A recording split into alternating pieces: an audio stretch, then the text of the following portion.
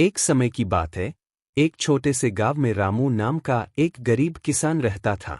वह बहुत मेहनती था, लेकिन खेतों में उपज कम होने के कारण उसका परिवार हमेशा तंगी में रहता था। गांव के किनारे एक पुराना कुआं था, जिसके बारे में लोग कहते थे कि वह जादुई है, लेकिन कोई भी उसकी सच्चाई नहीं जानता था। एक दिन, जब रामू अपने खेतों के लिए पानी लेने कुएं पर गया, तो उसे कुएं के अंदर से हल्की चमकती रोशनी दिखाई दी। उत्सुकतावश उसने बाल्टी डालकर पानी निकालना चाहा, लेकिन जैसे ही बाल्टी कुएं के अंदर पहुंची, एक तेज रोशनी फैली और कुएं से एक सुंदर परी प्रकट हुई। परी मुस्कराकर बोली, रामू, तुम सच्चे दिल से मेहनत करते हो और हमेशा दूसरों की भलाई चाहते हो।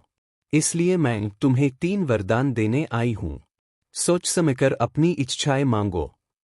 रामू पहले तो चौंक गया, फिर सोचकर बोला, मेरा पहला वरदान यह है कि मेरे खेतों में कभी फसल की कमी न हो और हमेशा अनाज लहलहाता रहे। परी ने अपनी जादुई छड़ी घुमाई और कहा, तथास्तु। अगले ही पल रामू के खेतों में हरी भरी फसलें लहलहाने लगीं।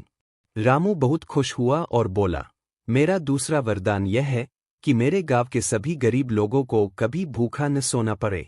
परी फिर मुस्कराई और उसने दूसरा वरदान भी पूरा कर दिया। अब गांव में किसी को खाने की कमी नहीं रही। अब तीसरी इच्छा की बारी थी। रामू कुछ देर सोचने लगा और फिर बोला, मैं चाहता हूं कि यह कुआं हमेशा इसी तरह जरूरतमंदों की मदद करता रहे, ताकि आगे भी कोई गरीब भूखा न रहे। परी ने खुशी खुशी तीसरा वरदान भी पूरा कर दिया और कहा, तुम बहुत अच्छे इंसान हो, रामू।